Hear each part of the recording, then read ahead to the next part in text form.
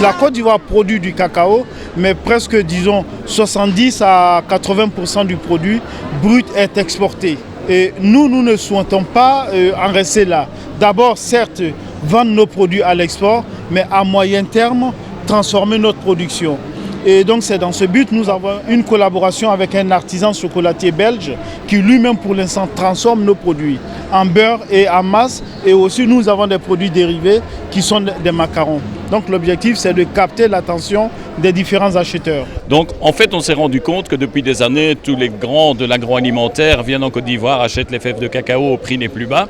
Et ça ne profite pas aux agriculteurs en direct, ça profite principalement aux grossistes. Donc nous avons voulu changer un peu les choses.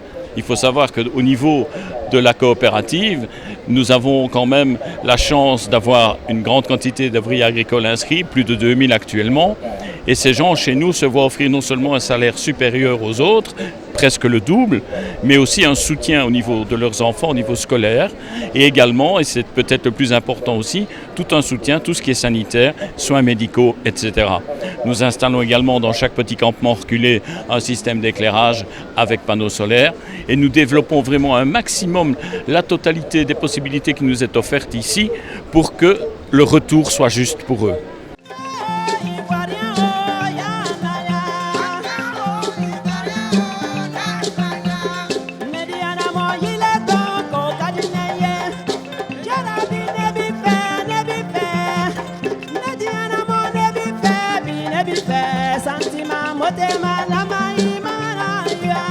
Je suis artisan boulanger, pâtissier, chocolatier, glacier, confiseur. Et au jour d'aujourd'hui, on a restreint les activités sur 4 produits phares qui sont le chocolat. Donc depuis le départ, la transformation à partir des fèves de cacao pour la fabrication à partir des fèves du chocolat au chocolat brut. Et ensuite du travail du chocolat pour la transformation de celui-ci, la cristallisation, le travail qui nous permettra de fabriquer pralines, tablettes et autres produits dérivés du chocolat. Un autre produit phare chez nous, le macaron, qui est purement artisanal, la crème glacée et la biscuiterie fine. Si on parle par exemple des macarons, il faut savoir qu'on utilise essentiellement des produits de première qualité. Donc voilà, hors de question de travailler des arômes chez nous, en tout cas dans l'entreprise. On ne travaille que des produits de première qualité et quand on le peut évidemment au maximum de chez nous. Nous allons d'abord avoir une première opération de transformation d'environ 18 000 tonnes de fèves de cacao dans l'atelier qu'on vient d'installer en Belgique. On a construit toute une ligne de production complète, c'est-à-dire des machines qui vont broyer les fèves de cacao, d'autres machines qui vont séparer bien sûr le beurre de cacao, des coques, et qui vont également séparer la poudre de cacao. De là, nous avons un premier objectif qui est de revendre le cacao brut au bénéfice toujours de la coopérative et le chocolat fini que nous allons transformer pour ça. Mais notre objectif dans un proche avenir qui est à mon avis d'environ 2 à 3 ans maximum, d'installer une ligne directe sur le site de la Côte d'Ivoire. Pourquoi ? Parce que nous trouvons un peu malheureux et stupide de devoir importer à l'étranger des fèves de cacao alors qu'on pourrait faire tout sur place. Donc nous allons, nous, essentiellement, nous concentrer sur la localisation à San Pedro et aux environs de l'installation d'une usine et d'apporter, comme nous apportons aux agriculteurs, une formation permanente sur les moyens de cultiver le cacao de manière plus normale, plus équitable, entre guillemets, mais surtout beaucoup plus agréable et favorable pour eux.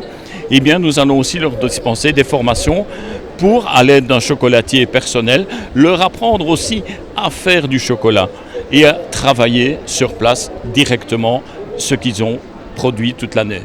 Mais la coopérative est constituée d'un conseil d'administration, d'un conseil de surveillance. Nous sommes étalés sur à peu près une surface de 400 km². Donc sur chaque section, on a des responsables de section qui, eux, représentent les producteurs. Et je vais prendre l'exemple tout simple. Nous sommes basés à Gabiadji. Donc nous avons un chef secteur qui lui gère les besoins des producteurs au quotidien, qui lui collecte la production des producteurs pour que la coopérative traite et la revende. Nous jouons un rôle dans ce sens en amont. le premier rôle, c'est les apprendre les nouvelles manières de culture, c'est-à-dire l'agroforesterie, qui consiste à planter du cacao, mais avec des arbres, de telle sorte que les arbres n'aient pas besoin de beaucoup d'eau. Et aussi, par l'agroforesterie, on peut mettre des bananes avec le cacao, donc ça fait des revenus en plus. Aussi, en diversifiant aussi leur production, on encourage les femmes de la coopérative à faire des cultures maraîchères, certaines qui font des élevages. Donc tout ça améliore leur quotidien, ça fait qu'ils ne dépendent pas uniquement des revenus du cacao qui est saisonnier. Alors la démarche elle est simple, on s'est basé sur un produit qui est produit par des ouvriers en Côte d'Ivoire et qui est naturel. On l'a ramené ici, on l'a travaillé de manière tout à fait naturelle et on a poussé jusqu'à l'extrême. Tous les macarons qu'on fabrique ici sont faits à base de produits sains naturels, c'est-à-dire pour les coques, bien sûr, le principe même du macaron, c'est une meringue. Notre meringue est une meringue naturelle. Ce n'est pas une meringue qui est aérée à l'air comme beaucoup d'autres, elle n'est pas gonflée, elle reste dure, ferme, comme un bon biscuit. Tous les fourrages internes à base de cacao et autres sont des fourrages à base de fruits et des fourrages à base de cacao et pour l'essentiel de beurre, mais du vrai beurre, pas de la margarine ou des matières comme l'huile de palme, etc. On n'en utilise pas. Ce qui veut dire aussi que les gens sentent la différence, les gens goûtent la différence et ça leur plaît énormément. Tout ce qui est coque de macaron, toutes les coques sont dressées manuellement. Le fourrage est rempli manuellement, elles sont refermées manuellement jusqu'à l'emballage, l'étiquetage et ainsi de suite. Voilà. Pour le travail du chocolat, on a évidemment l'aide d'une tempéreuse qu'on peut voir ici à côté parce que on n'arrive pas à débiter non plus ce qu'on doit débiter si on doit travailler sur une table et le tabler manuellement. Donc on a l'aide de la tempéreuse. Maintenant, de nouveau, on ne travaille que des chocolats pure origine. De toute façon, c'est une volonté chez nous à partir de la coopérative. Donc on travaille directement avec les coopératives au niveau des fèves de cacao qui sont sélectionnées. L'histoire de cette coopérative, c'est plus qu'une histoire d'amour. Je suis né, j'ai été élevé et grandi dans le cacao. Mon père qui lui-même est producteur, et donc c'est lui qui m'a donné l'amour de ce travail-là. Donc partant de cette histoire, après mes études en Europe, j'ai toujours travaillé mais avec l'optique de revenir prendre les rênes de l'affaire familiale à San Pedro. Donc c'est ce que j'ai fait après un peu plus de 15 ans d'expérience en Europe et j'ai décidé de reprendre les rênes de la coopérative. Voici comment est venue la création de San Pedro Cacao, puisque je suis moi-même originaire de la ville de San Pedro, qui se trouve être le premier port mondial en termes d'expédition de cacao, d'où l'historique où est la création de San Pedro Cacao.